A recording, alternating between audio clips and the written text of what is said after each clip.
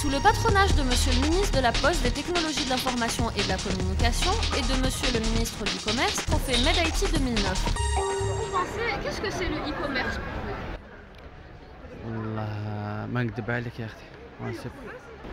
vous? E-commerce, c'est très intéressant, c'est la facilité à la maison, donc c'est des achats tout en restant à la maison et en commandant ce qu'on veut. Ici en Algérie, c'est pas développé. On va pas des produits mis en ligne, en vente en ligne. Une famille qui a des enfants ne peut pas se permettre d'avoir un Internet chez lui. Mes enfants utilisent Internet, ils achètent par Internet à l'étranger, à l'étranger, en France. Déjà, le fait d'éviter des déplacements, c'est énorme. Aussi bien pour la livraison que pour le paiement. Est-ce que tous les Algériens sont déjà instruits et il y a eu un enseignement pour l'Internet? Parce que quelqu'un qui ne sait pas encore pianoter, c'est un analphabète moderne. L'avènement du e-commerce en Algérie, ça serait une bonne chose. Nous sommes une société de consommation par excellence. Il a suffi qu'il y ait une petite ouverture économique pour que ce besoin se fasse ressentir et s'exprimer pleinement, et on le voit quotidiennement, ne serait-ce qu'avec ce développement extraordinaire du crédit à la consommation. Donc je suis personnellement convaincu que le e-commerce en Algérie, il a un avenir certain, et si cet avenir il est assuré, Algérie Post ne peut que jouer un rôle dans ce domaine-là. كاين بزاف لي برودوي ماهمش هنا في الجيري، ما كاينش هنا، بصح الانسان كيستعمل الانترنت يلقى بزاف حوايج.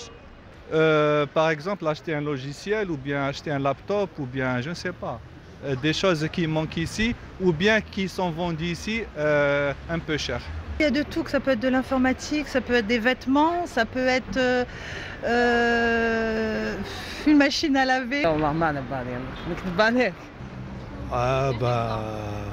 Ne serait-ce que le billet d'avion. Hein. Ne serait-ce que ça. Et réserver un hôtel, je ne sais pas. Et pourquoi pas aussi des effets vestimentaires. Mais il faut mettre tous les articles sur l'Internet, le prix, la qualité, d'où ça vient, tout ça.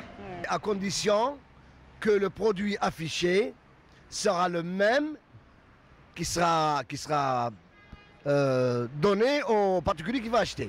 Nous nous sommes installés à Alger en 2007 et nous avons comme spécialité notamment le droit des technologies de l'information.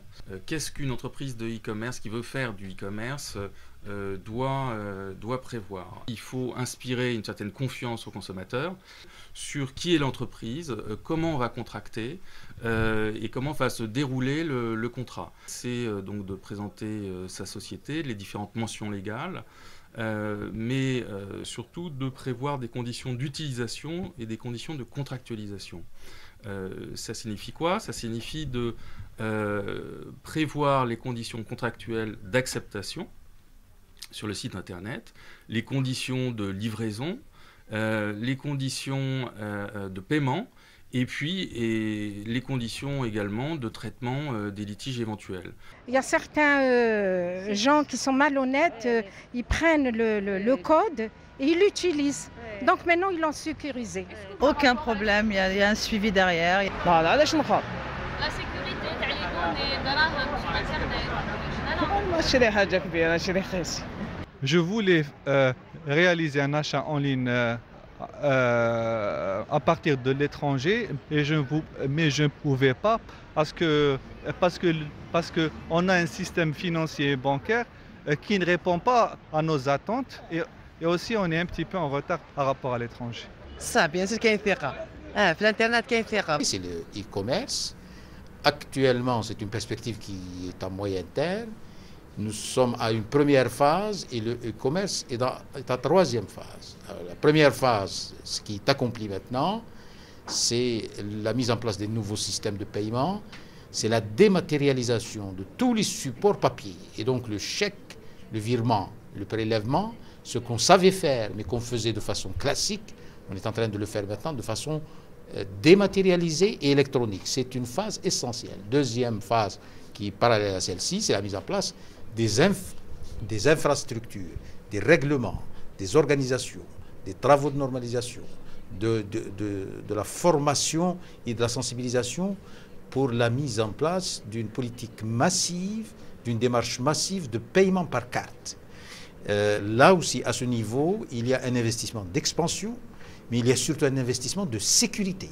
Il faut sécuriser les réseaux, il faut sécuriser les supports, il faut sécuriser les moyens, il faut sécuriser les comportements, il faut acclimater les gens à une utilisation massive. Et donc ça, c'est la seconde phase. Nous pensons que la phase d'une utilisation massive de la carte électronique va être 2010-2011. C'est à ce moment-là que l'Algérie sera prête comme un grand partenaire du e-commerce. Est-ce qu'il y a des lois d'abord pour délimiter la liberté de chacun et délimiter les droits de chacun dans le domaine justement de la vente par Internet? Dans le cadre du commerce électronique, il y a lieu de signaler que le ministère du Commerce a pris un aspect, disons, particulier qui rentre un petit peu dans le cadre de cette activité, à savoir le domaine de la facturation, puisque le décret 05-485 du 10 décembre 2005 qui fixe les conditions de facturation de bons de livraison et de bons de transfert, dans son article, si je ne me trompe pas, 10, fixe un petit peu la facture de transfert par voie électronique qui est fixée par arrêté des ministres chargés du commerce, des finances, et des postes et des nouvelles technologies d'information et de communication. Je suis convaincu que le e-commerce peut se développer ici en Algérie sur une grande échelle. Quand on vient en vacances ici, on fait beaucoup d'achats ici. Et si c'est par Internet, c'est encore mieux. C'est une bonne chose pour la génération qui va arriver. C'est une très bonne chose. J'espère. L'Algérie, c'est un pays en voie de développement sur beaucoup de choses, hein, et il faut. Et puis l'Internet, maintenant, c'est le monde de demain. Hein. Et je suis très content de participer à la naissance, on va dire, de cette activité de commerce électronique en Algérie, parce que c'est toujours important d'être là au début d'un projet et de voir qu'effectivement, il y a un certain nombre d'acteurs qui déjà s'y intéressent et ont l'intention d'y participer.